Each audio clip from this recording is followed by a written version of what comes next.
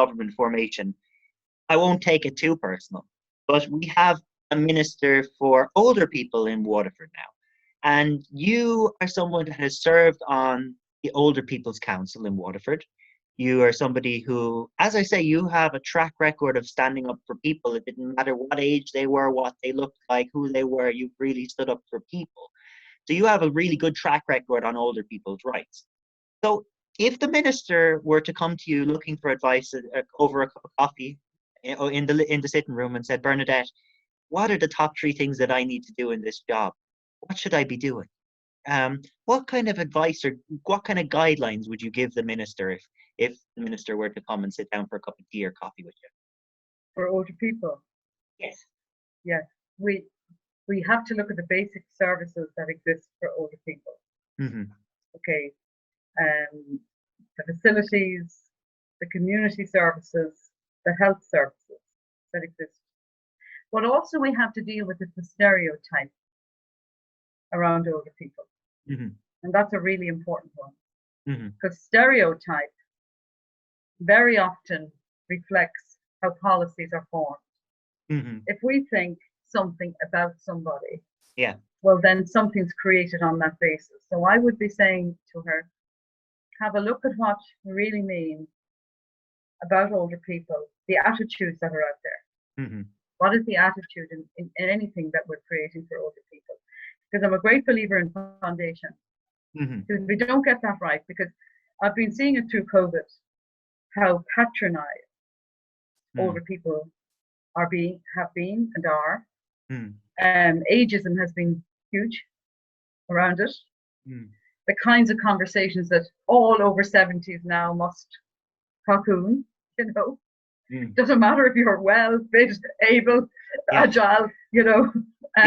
You could be healthier than somebody in their 20s. Well, exactly. Yeah. So it's a stereotypical way of treating people, and I would say take a look at that first. That's really interesting. Take a look at the way the policies have been formed around the stereotype. Why do we think it's okay that older people should have this? And also, I would say, please go and speak with older people themselves. Don't just assume you know what they need. Go and have a conversation with people. And also that one size does not fit all. So when we're talking about, it's like younger people, older people, it's a label, isn't it? Yeah, it's just a bracket to put people in. It's just, put around a bracket around people. People are individuals. And unless we begin to acknowledge that, then we're completely missing something hugely important. So I would be saying all of those things. And so alongside that comes rights. The right that somebody has to be able to access something at whatever stage and age they are, by the way. Okay. But when we begin to stereotype somebody at a certain age, we say all over 65s. The funny thing is, you know, when you get older, Colin, you begin to get these things through email or whatever that says, oh, and when people are retiring now or over 55s, whatever, you know, and you begin to realize it's steering you in a certain direction. What it's doing is putting you into a box. You know, it's saying, well, here you are, you're in this category now, and this is what you need. That just isn't right. I would be saying, have conversation with people. You need this dual encrusted life insurance assurance policy. Absolutely, you know. yeah. Before you toddle off this mortal coil, you know, here you are. You're going to need this. But you're on that way. You're on that road now, and that's just not on, you know. So I would be saying to any minister, and particularly around the older people issue, as you asked me, talk to people. What do they need? How do they feel? I mean, that's a huge piece of research that really needs to be done around COVID. Absolutely. How have older people really felt? I put a letter in the Times a little while back, just on that whole question of patronizing and the sense of ageism and the cocooning issue, and breaking that down into individual lives. Because I was angry about what I was watching and what I was hearing. And also the decisions were being made for you. Yeah, people's decisions were taken from them, and they were forced to do something. And no, this isn't what I need, and stay in for forever and a day, And while it was done under the guise of caring, I didn't always see it like that. And so those are the kinds of conversations I think any minister needs to be having about any issue. But for older people, because we have very much that stereotype and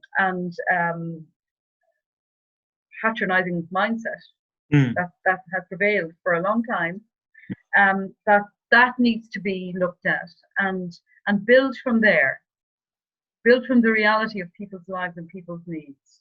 Do you feel that that the measures kind of took people's agency away from them? Yes. Yes, absolutely. Again, some people may have been quite happy to do that, and people are at different levels of illness and fitness and all of those things, So to just make a blanket decision for a whole group of people, because suddenly you are a very different person when you were 70 than you were 69. The logic. There isn't any. So what that has bred is quite a lot of fear in people. And you take away agency. And older people, in the main, are really good at abiding by rules and regulations. Kind of grown up through that system and through the education system that has a lot of rules and the authority figure. And older people have a lot of respect around authority figures. And so if somebody says, look, you have to stay in for the next 3 weeks, a lot of people will abide by that. Yeah. But what does that mean in reality for your life? The very thing of just be able to get out and have exercise. That's a well-being thing. Yeah. It's a health thing. And somebody who was doing all the shopping, living their lives, being involved in a whole host of things, actually being a carer in their communities, and very often maybe being a carer to somebody in their own homes, which is another huge issue we could talk about.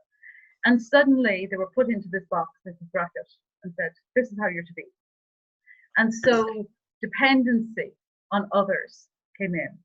Now, I've been involved in the COVID groups. There's been fantastic work going on the ground in the community, collecting shopping, medication, all of that. But for me, I think we need a much deeper conversation about what that means to individuals. I didn't see that in the guidelines, which came across as mandatory, by the way. Yeah, they weren't voluntary. But they said, oh, this is advisory. Yeah. But actually, they were spoken as mandatory. And that's what a lot of older people heard. Yeah. Like here in Sweden, there has not been a lockdown, but I have a bias because a lot of the media have attacked Sweden. But to be honest, it's a different context. Until you're in the context, you can't grasp it fully, But and a lot of outside media from Washington or New York or even Russia or wherever have written pieces about the place. But there's a lot of trust in the government here. There's a very strong social contract between the people and the state. Doesn't matter what party you vote for, whether it's red, blue, centrist, doesn't matter. Everybody at the end of the election comes together and backs whoever's in government. And so there's a lot of trust. And people pay a lot of taxes here, so systems work quite well. But the government never actually had to do a lockdown because when voluntary guidance is given, people usually adhere to the guidelines, but they know it's voluntary. So, for example, if an older person feels well enough to go do their shopping and they feel like they do or they don't want to wear a mask, whatever their choice is on that, they do as they feel is in accordance with what they need. it gives people a lot more freedom and flexibility, you know? Yeah, what that system, first of all, trust is a really important one, because if we don't trust the systems, that's a big issue. And the other, what that takes out of it is the fear. Fear I'll be doing something wrong.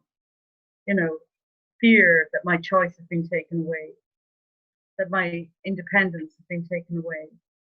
And it forms a mindset, because I know, talking to, a number of older people, they're now challenged coming back out into the world again. And that's a huge concern to me, because that's a shift in their own mindset about their own confidence levels of doing things that they were doing wonderfully for years. It's nearly like a form of institutionalization, except within someone's own home. Yeah, absolutely. And that's a huge concern, because unless we have something that supports that to be unraveled, that somewhere holds on in a person. And so dependency is formed. And it's like everything else, that if we're afraid, if we have a lot of fear in us, we're going to challenge our own health, because our well-being is challenged. So our immune system will be challenged. So these things have a knock-on effect. If I'm frightened, if I'm stressed all the time, then my own physical well-being is challenged. Yeah. As well as my mental well-being. And so we see a lot of that. So a lot of issues there to be dealt with and unpacked. So again, I would be talking to the Minister for Older People and saying, you need to be having a look at all of that. You mentioned something there that actually, to pick up on, about mental health. I think that there's often a stereotype or a feeling amongst younger people that mental health is something that only younger people experience, or mental health issues are something that only young people have to deal with. From meeting older people during this lockdown period, have you heard anybody say that, gosh, Bernadette, I felt so down, or I felt so sad or lonely? Oh, yes, again and again. I mean, loneliness is a major issue for older people. Organizations like Alone, I mean, their phone lines, I mean, the amount of people that call to those lines, I mean, they were inundated with calls, far more than they normally are, And so that means that there was issues there for people, that there was fears, there was concerns. Loneliness is huge, and they're all impacts on mental health. So mental health is an issue for all age groups. And when we in society begin to engage with that, then we begin to engage with that with children from a very young age, and taking care of people and minding them, and not saying, well, that's not something that happens to that group of people, or that's not something that will happen to you until. But and also the conversation for younger people and older people to have together, to say we have far more in common about these issues than we actually ever realize. Absolutely. So you feel lonely, I feel lonely too. You feel afraid, well, gosh, so do I. I find the world daunting. Wow, so do I. And to bring the wisdom and experience together of people's lives and having the conversations about issues would be very, very beneficial, I think, to our society. I think there's a lot of gaps. I think there's a big disconnect or big gap between people from different age brackets, actually, in Ireland. There is. And when it's done, I was involved in the Silver Surface events for the last few years, and watching groups of people come together, and older people going into schools and having conversations, and maybe young people teaching some of the technology to some of the older people coming in, and them finding that they started maybe with something like that, and then it opened up into life conversation. And finding the common denominators with each other, experiences, like the mental health stuff, all of the stuff where somebody goes, gosh, we're not that different, really, are we? I mean, just because somebody's 60, 70, 80, whatever. It doesn't mean that they're not feeling concerned about things or fearful or lonely, or that they still need to be heard and recognized. Young people Absolutely. talk about being invisible sometimes. Well, older people talk about being invisible as well. We're in it together. We're in it together, not being recognized as individuals, as people. And that's a huge one, you know. I mean, often some of the, older people say, "Oh gosh, I'd love to have done that." You know, if I had my time back, I might do that. You know, and they say, "Well, hold on, maybe we can have a look, and maybe you can do something about that now." You know, it's not always possible. You know, and one old lady will say, "I'm not going to be the ballerina now that I would have liked to be." But yeah, okay, hold on. But however, let's have a look. And young people have that too, and missed opportunity, or they're afraid to take an opportunity, or confidence is a huge issue for every age group. You know, and not having the confidence to do something and to take a chance, to take a risk. So there are all kinds of conversations that younger and older people can have, and equally benefit each other. So I think as we're talking, you know, we could be creating something here, Colin, that there's initiatives that can happen. Yeah, it's possible. And it's all about conversation, isn't it? It's just about conversation. It doesn't have to be any particular structure around that. It's just that people begin to engage and connect with each other, and they begin to see that there's more that they have in common than they ever realized. And I think that's a fantastic thing. You know, so. Well, thank you for coming on the show in very strange circumstances in terms of technology and stuff. I mean, we usually do our show in person. We record in the hotel in Tremor. They give us recording space, and we usually have our guests in person. So it's a bit strange. It's a bit strange to do it through this way. So I really am appreciative that you're so open and flexible to embracing this kind of form. I mean, it's strange even for me to be looking at it through the screen, but with each episode, I've been having a lot of meetings over the last number of months with Zoom. Yeah, and I think the whole world is getting used to Zoom and Microsoft Teams.